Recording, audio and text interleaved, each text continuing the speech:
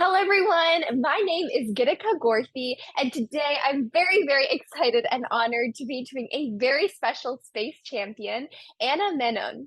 Anna is an American engineer scheduled to fly on Polaris Dawn, a private space mission. Anna worked for NASA for 7 years prior to joining SpaceX, where she now works as a lead engineer of space operations. As a lead space operations engineer at SpaceX, she manages the development of crew operations and serves in mission control as both as a mission director and crew communicator.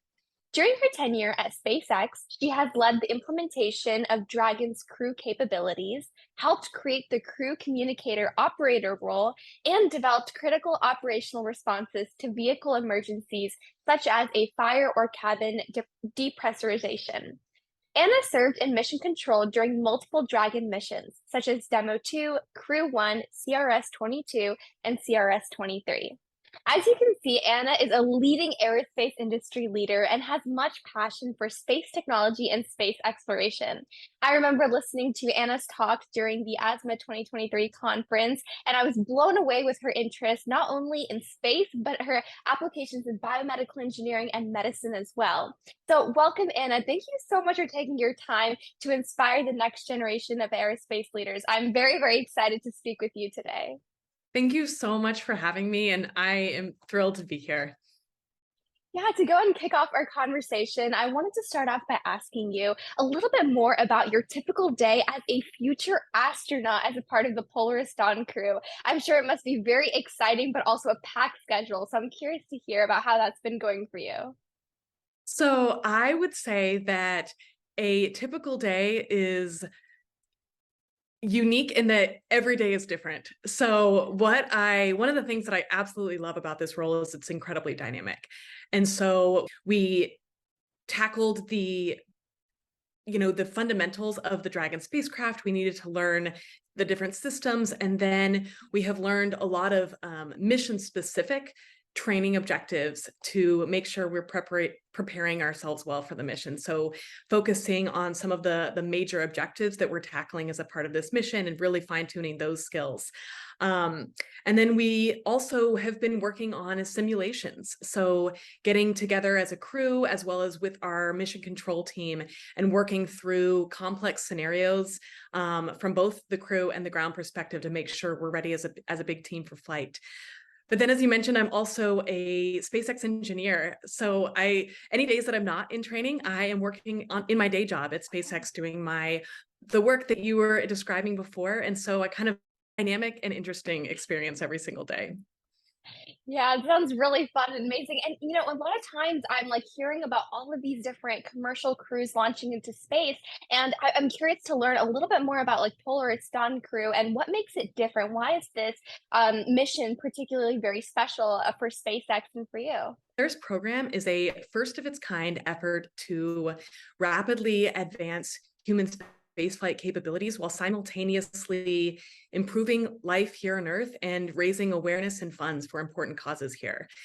The Polaris Dawn mission itself has several key objectives that we're tackling. So the first one is to go to the highest Earth orbit ever flown. So we are striving to go to a high orbit, and at that environment, we will be exposed to higher levels of radiation. And so we'll conduct some research up there. And then after some time in that environment, we will come to lower our apogee to a coasting orbit, from which point we will conduct the first commercial spacewalk ever performed. A commercial spacewalk is exciting for a number of reasons, but one of the reasons is that SpaceX is developing a brand new EVA-capable spacesuit to support this. This is the first time in many, many years that a brand new EVA-capable spacesuit has been developed. And SpaceX is working really hard to approach it from ways that will make it incredibly scalable so that in space, but hundreds or thousands walking on environment. And then thirdly, we are our spacecraft. What we hope this will be we can use as we and others move further into space and do different missions in the future. And then finally, we're tackling a lot of science and research up there. So basically, we're filling the rest of our time on orbit, which is about 5 days in total, with science and research. We have about 40 different experiments, and they span lots of different areas, and it'll be a really, really fun time while we're up there. And we hope to Yeah, I learn a lot. remember Yeah, I remember you talking about some of those experiments you'll be doing to, try to see how certain medical equipment or certain experiments work in a microgravity environment. So I'm very excited to see how those experiments perform and what it means for the future of space medicine and of course in other disciplines as well. And also I'm very excited to see the design of the spacesuit when it comes out. I'm very excited for this mission and all that comes out of it. And another thing that really intrigued me about your background, something that I connected with personally, was your degree in biomedical engineering, which is something that I'm pursuing right now. I think a lot of times when you think of space and space careers, people think of engineering, but most specifically aerospace engineering. And every other degree seems to apply to any other industry but space. But clearly, there's a space for biomedical engineers in the space sector. So I'm curious, how did you get into the space industry with your more medical background, and how did you kind of find your role evolving in the space sector, even though you didn't come from the traditional aerospace engineering background?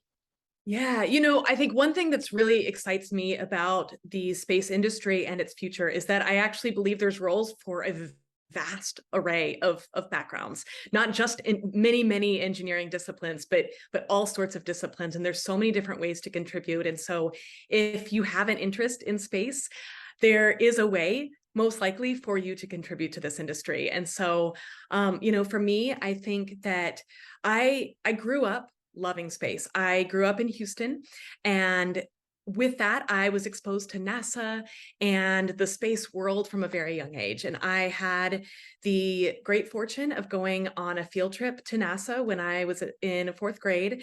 And that field trip exposed me to a day in the life of both a mission control flight controller as well as an astronaut. And I realized at that point that that's what I want to do with my life. I want to contribute to this industry. And so, but as I went along in school, I continued to pursue fields that I loved and that I felt like resonated with my interests and skills. And so that's what led me to biomedical engineering. I loved medicine, I loved engineering, and it was this wonderful synergy of those fields. But I carried with me this whole time this love of space and kept seeking for ways to kind of bring all those fields together. And so I was really fortunate when I got out of my master's program that I was able to get a job at NASA doing biomedical engineering flight control. So it was really this blending of all of these different loves of mine, and I felt so grateful to get to bring together all of these interests and contribute to the space industry in that way. And it was just a demonstration of how there are so many different ways to contribute to this industry. And to give you, a hands-on example, at NASA, the work I was doing, I was applying biomedical engineering hardware and software skills to support the lives of the astronauts on the International Space Station. Me and my team of flight controllers, we supported them as they used this different hardware and software. And it was a really neat way to apply both a love of medicine as well as a love of engineering and math. That's amazing. I feel so connected with some of the things that you're mentioning. I mean, first off, what you mentioned in the beginning, space is truly for everyone. I love to think of space as like its own little mini world. So every career, from a technician to an artist to a food scientist, anybody you would need in the real world, you're going to need just in the space industry. So it's such a vast space and it's only growing. So I'm very excited to see all the unique career opportunities that continue to, open up as we continue expanding the space sector. And it was really great hearing your story as well, because for me, there was a program at NASA called the Sisters Program at Goddard Center that I went to in seventh grade that kind of had that same effect on me. So it's incredible how there's just this one aha moment, and the fact that it sticks with us, and we, just try combining all of our interests together to find this perfect career choice for us. It's nice to know that you don't have to go the traditional path in space, and that there's other ways you can combine your passion for space to develop your own unique career choice. Totally agree with you. Yeah, and with your interest in medicine, I'm curious to hear about your insights on the future of telemedicine and space medicine overall. How do you think, the role of space medicine will evolve, and how does that help healthcare here on Earth? I feel like a lot of times we hear I feel like a lot of people who are not in the space industry always question, why are we investing in space? And I think this question comes in the engineering aspect, but also even in healthcare. I'm a strong believer that doing space medicine research will help medicine on Earth for everyone. So I'm curious to hear kind of your perspectives on this topic and the role of telemedicine in the future.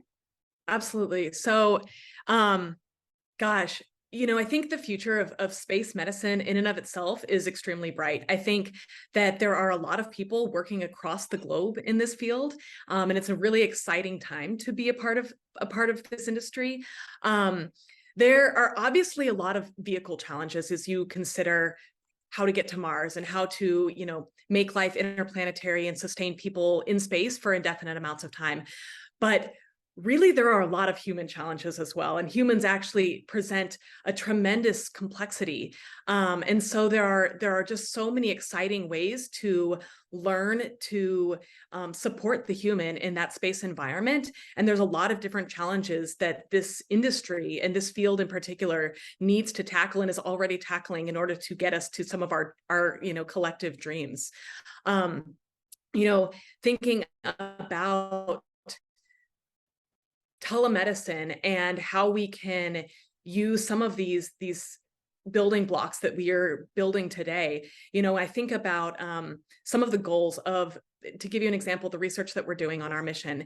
When we sought out to build a suite of research to perform on this mission, the research goals were to research that was bettering life here on Earth and or bettering future life for humans in space. And so there is a lot that we can learn in space that can improve life here on Earth.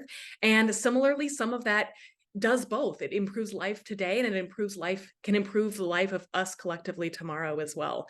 One of the experiments we'll perform on our mission works to use a device that is a sort of ambulance in a box. It provides capability to do ultrasound, ECG monitoring, different vital sign collection in a telemedicine capacity. We'll be testing that out on orbit.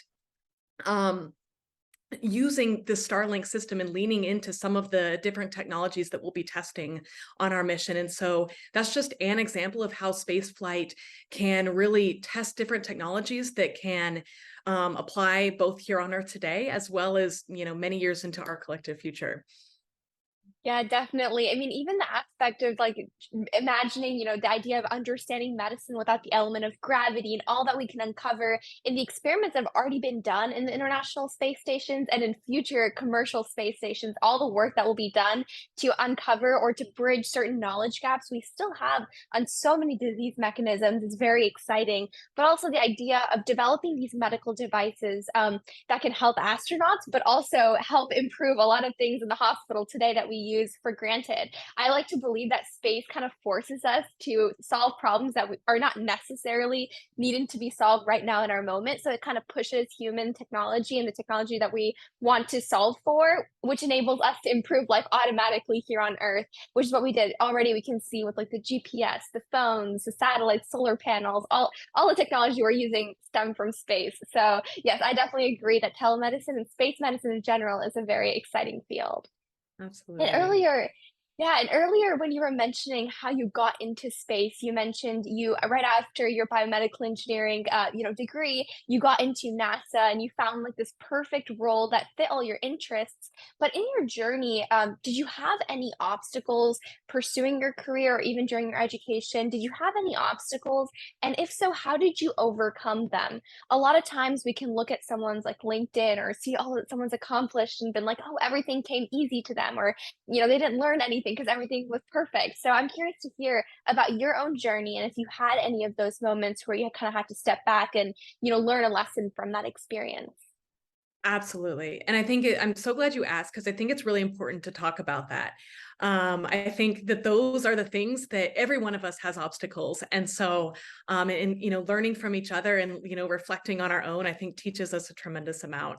For me, certainly one that stands out is I mentioned before, I had this dream of working in the space industry. And when I was in college, I was pursuing a mathematics degree. That was my undergraduate degree. And while I was there, I continued to carry with me this love and desire to contribute to the space industry. And so I applied to a number of internships in that industry and didn't get them. I was turned down. But I just kept trying, and I kept pursuing different avenues and different opportunities.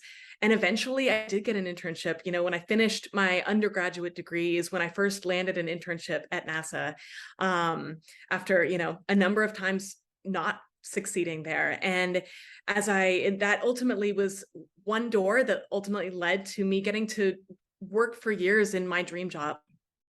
And getting to do this work that I so love to get to contribute to this day. And so, as I reflect on that experience, I think the things that stand out to me and the lessons that stand out to me are, the importance of perseverance, the importance of having a good support system around you that encourages you, working hard and pursuing your passions with that hard work. And, with all of those factors in mind, a lot pans out that even in the face of obstacles you may not see in that moment, but continued perseverance can lead to great, great moments.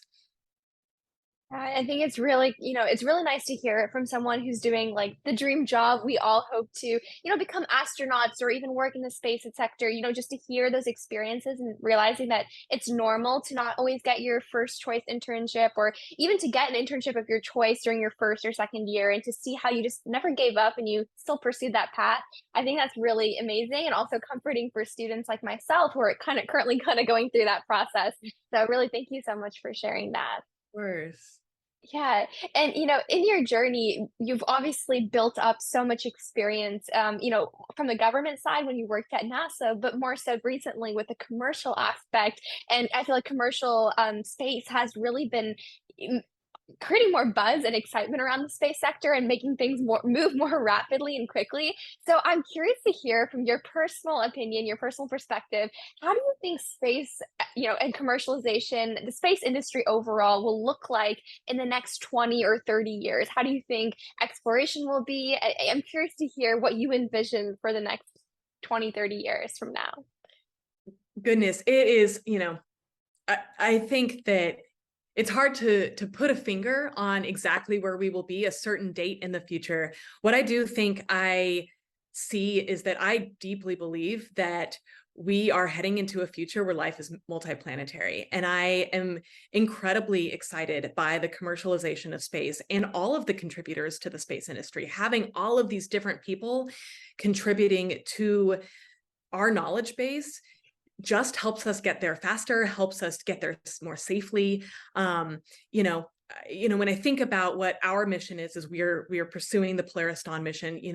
We are hoping to build on the vast array of work that has already been done out there to help us collectively understand, how we bring humans to space and how we sustain life there.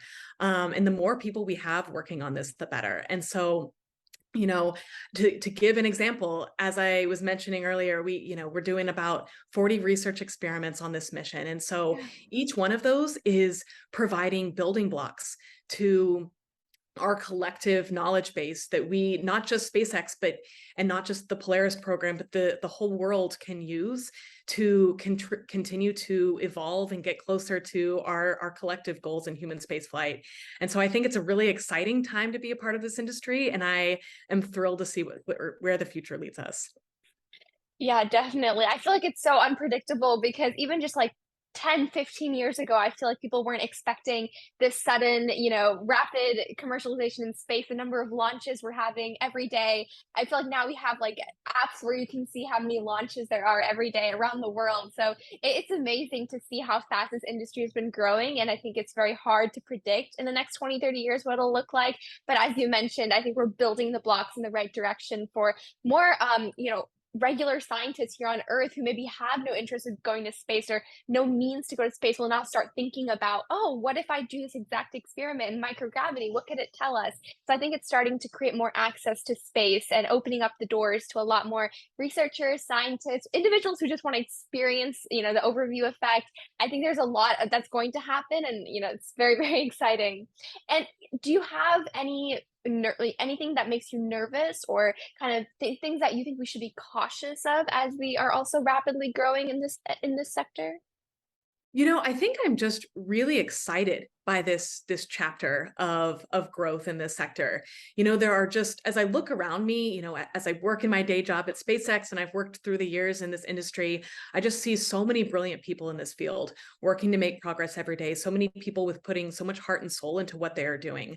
And I think to be a part of this incredible industry that is changing the world is quite a privilege, and it's all happening very quickly. And so, I think as I watch us all learning, people are learning quickly. People are, as we like to say at SpaceX, failing forward fast. We're learning, we're making progress. And it is the work that this collective group of people, of engineers, researchers, et cetera, throughout this industry, they're paving the way for our kids and our future generation. It's honestly very exciting. I know there's a lot of comments all the time about, oh, space, like we should be cautious for the safety aspects, which is a huge concern, or like the engineering aspects. There's a lot of pieces that people are a little bit cautious of, but I think, as you said, there's just everybody's working in such different directions, and we all are, we're taking the right steps in the right direction, which is what's important. So, I definitely agree with you. And now that we were able to learn a little bit more of kind of about what inspired you to come into space, a little bit about your journey, as well as the exciting mission that you have for space, my last and final question for you is what final piece of advice you've given plenty of advice, especially when you're talking about the obstacles you faced. But, I'm curious, more like general advice, if you can kind of go back in time and give maybe, college student or young professional Anna a piece of advice, what would that advice be? It could be regarding pursuing a passion in space, STEM, or really just career or life advice you wish you knew when you were a little bit younger. Absolutely. I think I would advise to pay attention to the intersection of what you love and what you are good at, and then follow that lead to guide your decisions about where to contribute in this world. To give an example, I loved biomedical engineering and I love space flight. I didn't plan on flying to space, but as I continued on my journey, I continued to pursue these fields that I loved, and I continued to pursue roles in which I felt I could be of service using these interests and skills. And this opportunity was born out of that intersection. There's a lot of things that we can't control in this world, but what we can control is our awareness of our interests and skills and how we use that awareness to inform our decisions and inform our preparedness every step of the way. And, life has taught me that when you follow that gifts and passion and talent and passion, life tends to work itself out. Yeah, I think that's really great advice. I remember when I first was interested coming into high school, I was interested in space and medicine, and I was like, oh, I have to pick between one or the other. There's no career where I could combine them. And then just randomly one day I searched up on the internet space and medicine, like really expecting nothing to pop up. And to my shock, there was a whole career on space medicine. And That's I remember talking about it with yeah, with like my guidance counselors and teachers, and they would all kind of look at me like, "Are you sure that's a real career?" And I'd start explaining it to them, and they'd be like, "Wow, that's so cool," And people have told me, "Wow, I wish I knew about these types of careers, like in space policy, space commerce, being a space lawyer. There's so many career opportunities, and I think that's what we do." With Ignited Thinkers, like, we go to elementary schools and we start like showing students, like, hey, have you thought about this really cool career? Did you even know it existed?